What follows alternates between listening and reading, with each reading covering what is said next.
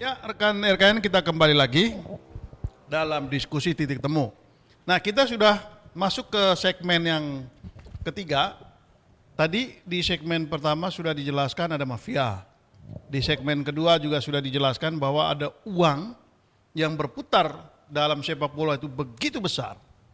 Nah, kita masuk ke segmen tiga ini kita bahas soal seberapa amburadulkah sepak bola kita di Indonesia ini, dan kalau kita bicara soal pengurus seberapa amburadul, mulai dari PSSI-nya, mulai dari pengurus liganya, sampai apa lagi yang lain kalau urusan bola ini? Pengurus daerah sampai pengurus pusat. Ini saya ke Bang Aris dulu. Seberapa amburadul nih sebetulnya sampai bola kita itu nggak ada maju-majunya? Iya, memang bisa dikatakan cukup ini ya, menyedihkan ya, karena yang terkini kan kemarin ternyata Liga 2 tidak bisa bergulir lagi, di stop Liga 2, Liga 3. Kan efeknya dari Liga 2, Liga 3 tidak bergulir lagi, ini di Liga 1-nya otomatis tidak ada degradasi.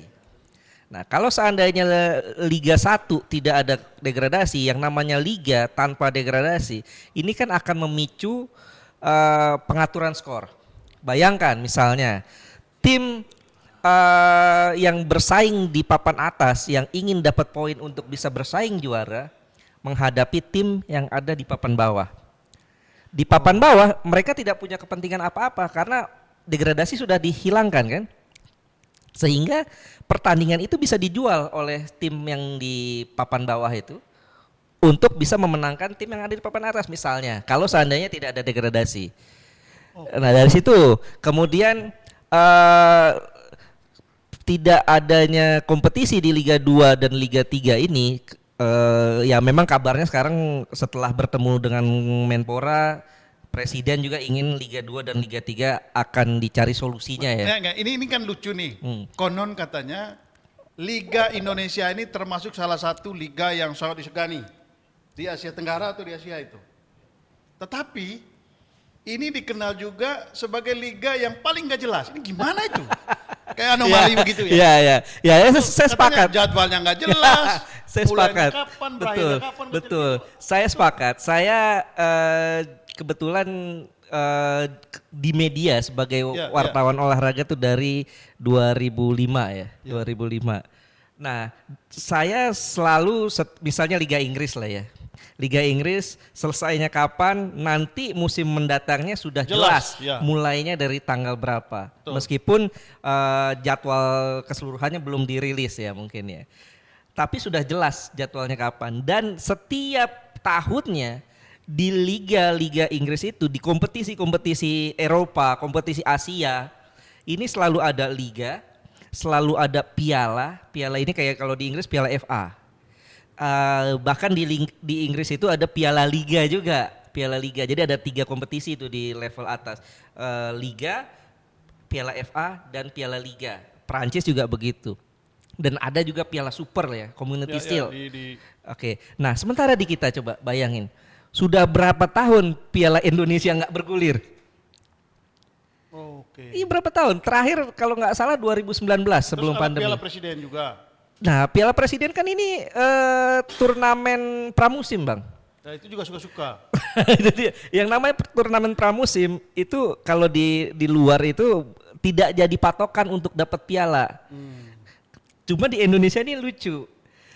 Dari turnamen pramusim yang harusnya sebagai latihan pemanasan klub-klub, justru pelatih bisa dipecat gara-gara jelek mainnya di Piala Presiden. Padahal itu adalah notabene turnamen pramusim. Harusnya kan pramusim cuma pemanasan nih gitu. Di kita tuh bisa dipecat pelatih. Banyak bahkan pelatih yang dipecat gara-gara Piala Presiden. Ini kan lucunya di situ tuh. Kemudian ya dari situ kalau kita berkaca ya dari ketidakjelasan liga, juga di Indonesia ini banyak sekali cross ownership.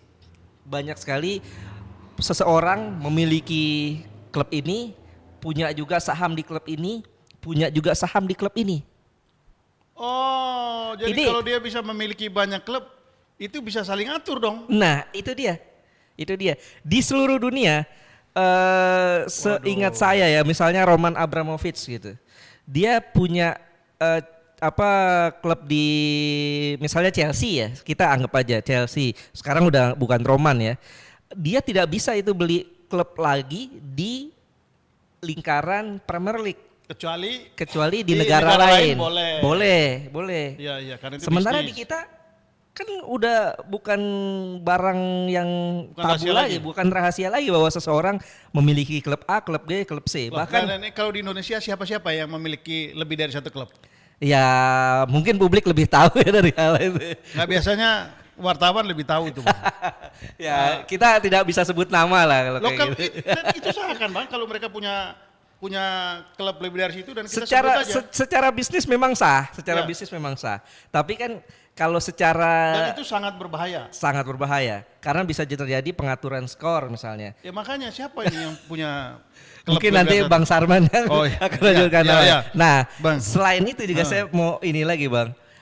Selain cross ownership, kita juga di Indonesia ini pembelian sebuah klub bisa saja mengubah nama dan lokasi klub itu. Iya. Itu Bayangkan, itu kan menghilangkan sejarah, Persis. histori Persis. dari klub tersebut. Misalnya Sriwijaya FC saja. dia. Ya, Sriwijaya FC. bisa ada di tempat lain gitu. Dulu itu adanya di Jakarta Bang. Persijatim. Persijatim bukan dijual, awalnya dia pindah dulu ke Solo. Persijatim Solo FC. Dari Jakarta Timur pindah ke Solo, itu aja udah menyalahi aturan. Dari Persijatim Solo FC dijual lagi ke Sriwijaya FC. Berubah namanya jadi Sriwijaya FC. Atau misalnya Bali United. Itu kan dulu bukan Bali United.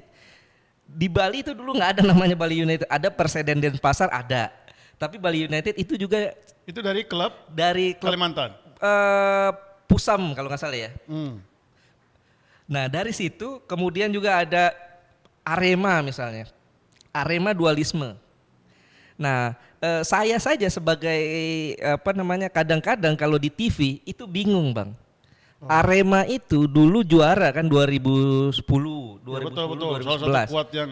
Salah satu klub yang cukup kuat. Tapi secara sejarah itu bukan Arema yang sekarang Bang. Itu Arema yang berbeda. Itu kenapa Nah. terjadi seperti itu? Lah itu dia, itulah semrawutnya sepak bola kita. Artinya kalau di luar negeri boleh diizinkan Manchester United, boleh dibeli orang lain. Malcolm tetap Glazer, Manchester tapi United. tetap berada di Manchester, tetap dengan nama Manchester United. Kita bisa bayangkan kalau seandainya di Premier League kejadiannya seperti kita Bang, seperti di Indonesia. Manchester United dibeli, kemudian pindah ke London. Jadi namanya Manchester United London FC. Kan nggak mungkin juga gitu loh. Nah inilah yang terjadi di kita. Jadi seakan-akan bukan membeli klub, tapi membeli lisensi klub itu sendiri. Karena tim dari daerah ini ingin cepat-cepat naik ke Liga Utama, dia beli klub yang sudah berada di Liga Utama. Kemudian dia ubahlah namanya, dia pindahkanlah di daerah tersebut. Ini kalau menurut saya sudah kacau balau. Sehingga anak-anak sekarang tuh tidak tahu sejarahnya klubnya ke bawah itu. Oke, saya ke Bang Sarman. Itu tadi digambarkan amburadulnya ini sepak bola kita di Indonesia termasuk liganya. Nah menurut Abang apa yang amburadul? Ya kalau udah bilang amburadul itu sudah Atau bukan amburadul lagi, lebih dari amburadul? Ini saya mau kasih contoh karena tadi kasih contoh tentang Inggris ya. Apa dampak dari Inggris yang mengambil sepak bola industri? Dampaknya adalah Inggris hanya sekali jadi tuan rumah dan juara dunia tahun 1966. Kalau industri sepak bola Inggris udah luar biasa, tapi untuk timnasnya dia sangat lemah. Nah, sekarang kita tinggal pilih Indonesia mau kuat di industrinya atau mau kuat di timnasnya. Dua-duanya nggak bisa. Tahu-taunya dua-duanya amburadul gitu loh. Ya. Apa bukti amburadulnya? Dari kompetisi dah ya.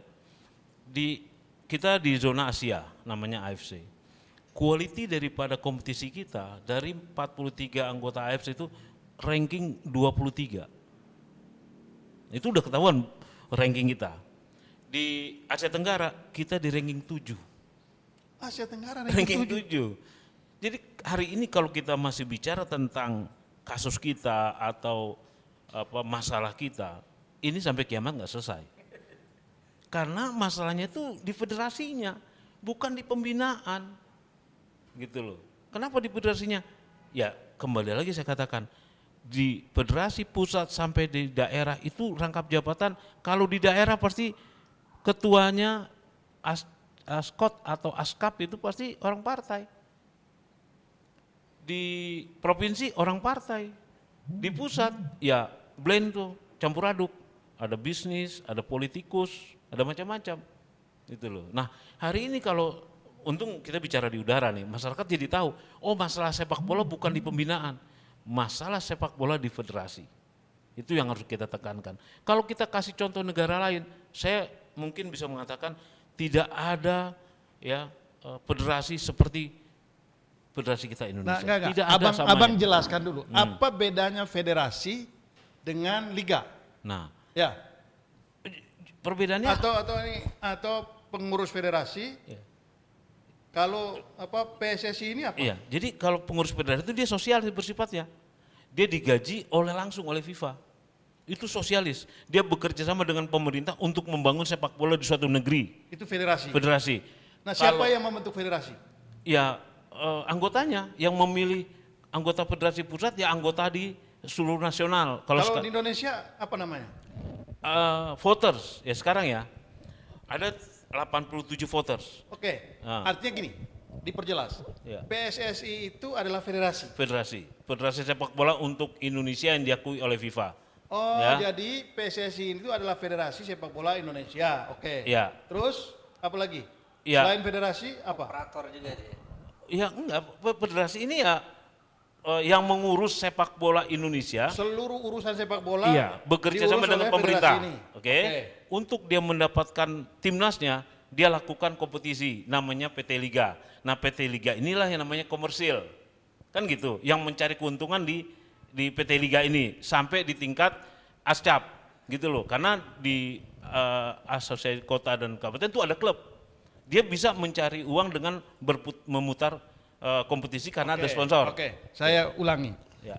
Ini federasi sepak bola Indonesia itu adalah PSSI, yang sebentar lagi akan Berkongres, memilih pengurus. Ya. memilih ketuanya. Ya. Nah, untuk majukan bola di Indonesia ini maka dia bentuk liga. Ya, karena Dan liga ini boleh berbisnis. boleh Berbisnis. boleh. Begitu. Nah, terus masalahnya apa di Ya, Indonesia? masalahnya di PT Liga tadi, apa masalahnya? Ya orang bilang pengaturan skor. Kalau perjudian menurut saya di seluruh dunia harus diakui. Cuma di Indonesia aja perjudian tidak dilegalkan. Kalau di sana terbuka. Terbuka. Tapi dia tidak mengintervensi skor, tidak mengintervensi wasit, Iya. tidak mengintervensi Iya. klub. Karena apa? Karena Karena terbuka. Bukan, karena orang federasinya sebagai regulator tidak masuk ke PT Liganya. Oh, Gitu tidak loh. boleh menjadi ini direktur liga. Direktur liga, Tidak aparat boleh liga menjadi- gitu loh. Makanya yang saya kasih contoh tadi yang real adalah Federasi Peru. Gitu loh. Kita pernah mengalami seperti ini yang jaya-jayanya. Nah, Kalau oke. kita- Kak, kalau kita di Indonesia, Ya. kalau kita di Indonesia, oke kita atau ini rupanya kita break dulu. Ini udah makin rame, tapi kita mesti break dulu. Nanti kita lanjutkan setelah pesan yang satu ini.